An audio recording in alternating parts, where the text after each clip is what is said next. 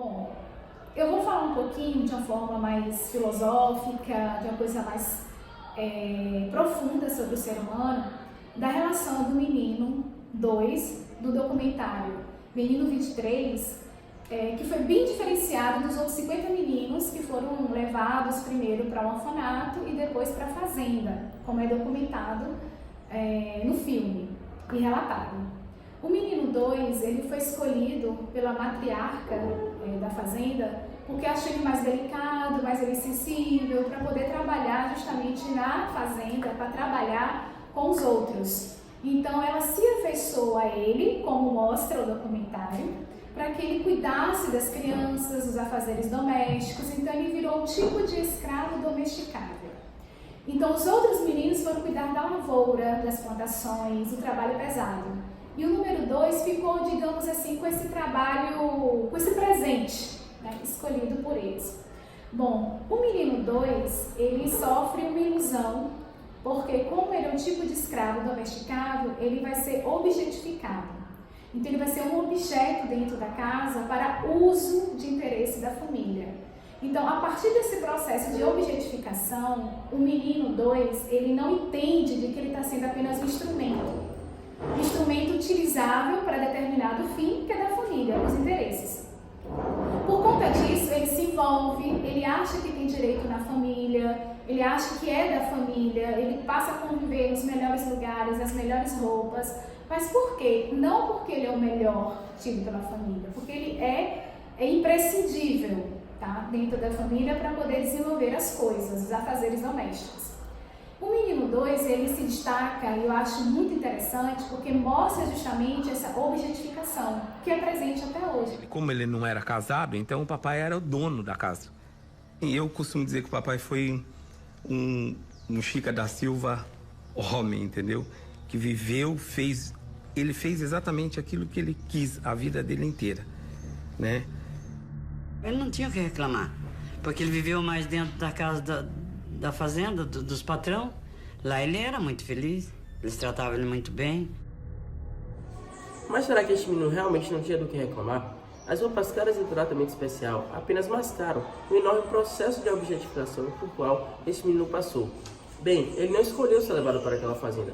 Ele também não escolheu se tornar um escravo, que acabou sendo um objeto de enfeite de seus senhores. Além disso, esse processo continua por toda a sua vida e culmina na perda de da sua maior característica identitária, seu nome, sendo trocado por um número totalmente vazio de significado. O menino 2, ele se destaca, e eu acho muito interessante, porque mostra justamente essa objetificação, que é presente até hoje.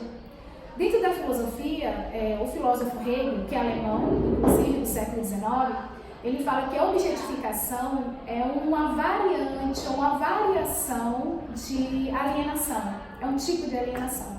Por quê? Porque na objetificação você vai tirar a dignidade do ser humano, vai tirar a personalidade do ser humano e vai torná-lo coisa.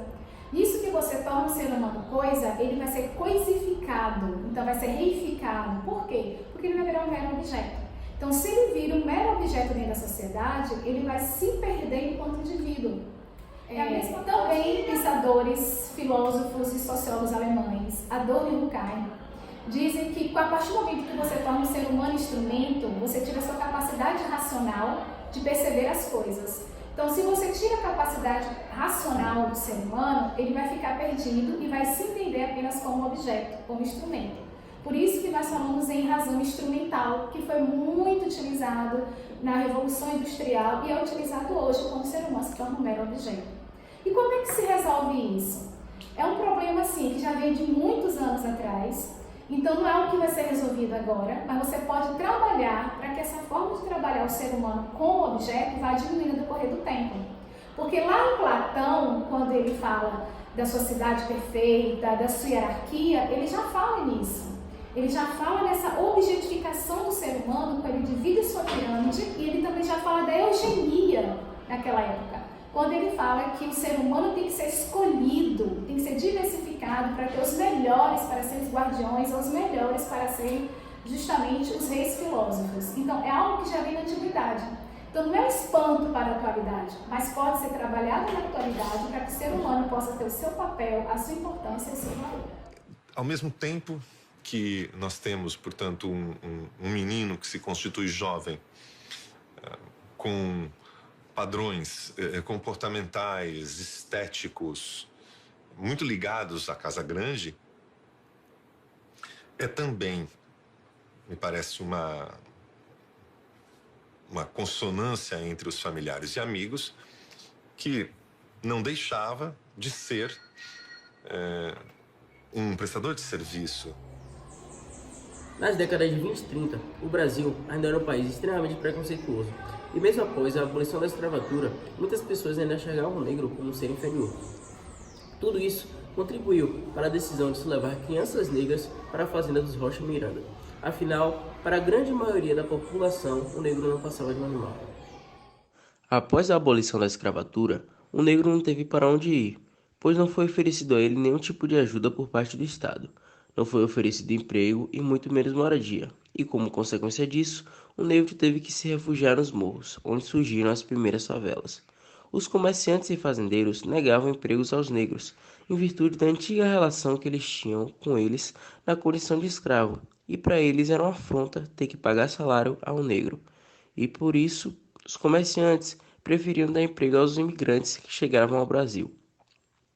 E também a população sentia um grande incômodo com a presença dos negros nas cidades, que acabavam virando pedintes e mendigos. Essa atmosfera de ideias nazifascistas se perpetuando era aceita pela alta sociedade da época, que compartilhavam esses ideais e por muitas vezes consideravam ideias louváveis. Tudo isso contribuiu para o surgimento de verdadeiros centros escravocratas que estavam surgindo naquela região. E as pessoas que não concordavam com isso tinham medo e elas preferiam ficar em silêncio pelo enorme poderio econômico dos Rocha Miranda e também pela grande influência que essa mesma família exercia na região. Então, essa história é muito interessante porque levou a gente a refletir sobre o passado do Brasil e como essas coisas ainda acontecem. Então, a objetificação de pessoas, as pessoas deixando de ser pessoas e se tornando objetos, se tornando animais. Sim, é exatamente o que retrata na história do 2, né? Porque ele nem sequer tem consciência de que está sendo escravizado. E isso ocorre muito, tanto naquela época ocorreu como ocorre hoje, e não é notado pela sociedade. Então, esse tipo de documentário traz esse tipo de reflexão e é muito importante tocar nesse assunto o tempo todo, até porque hoje é dia 20 de novembro, dia da consciência negra. E o 2, ele não tinha consciência de que era escravizado, e não só ele, muitas outras pessoas passam por isso ou já passaram e nem sequer se deram conta disso, sabe? Então, a gente vê como é importante, se esse dia da consciência negra fosse realmente valorizado, como as pessoas teriam consciência de que elas têm direitos e de que elas não têm que estar submetidas a esse tipo de situação e merecem e têm o direito de serem tratados como pessoas dignas. É bom salientar que o caso do 2 não foi um caso isolado.